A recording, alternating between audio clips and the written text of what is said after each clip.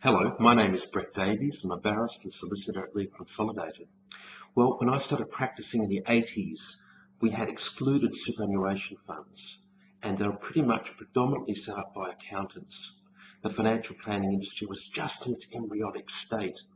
And since then, there's been a battle raging between the financial advisor and accountant as to who owns the self-managed superannuation space, who controls self-managed super funds.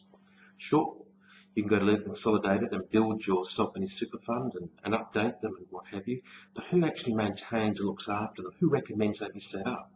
Well, at the moment, the accountants are losing that battle with what we call the accountant's concession. This exemption allows a recognised accountant, CPA, chartered, to establish or close a self-managed super fund. But from 1 July, you now need to have an AFS license or a limited license, and that will be replacing completely the accountant's concession.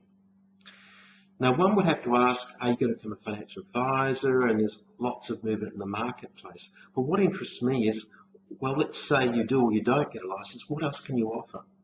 Because as an accountant, you still need to be able to do certain things.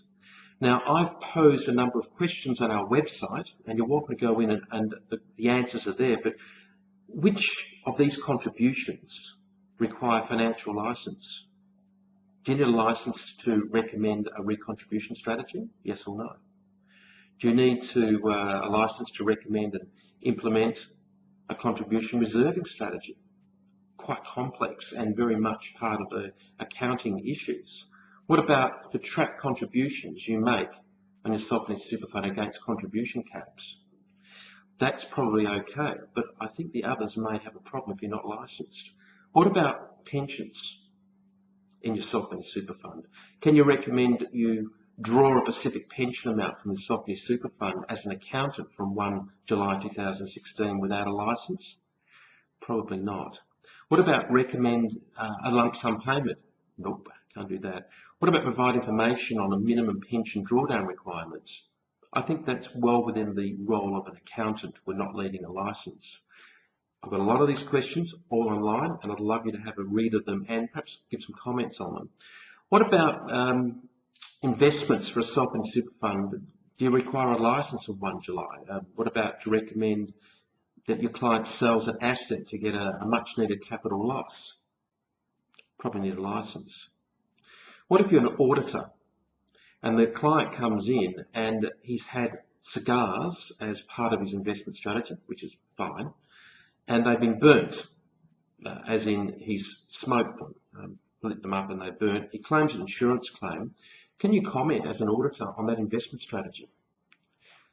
I mean, you're not allowed to give advice. You're not a financial advisor. If you're unlicensed on 1st of July, what do you do in that situation? Client comes to you and says, look, I've got 4 days left before the end of the financial year. How much can I lob into my self-managed super fund?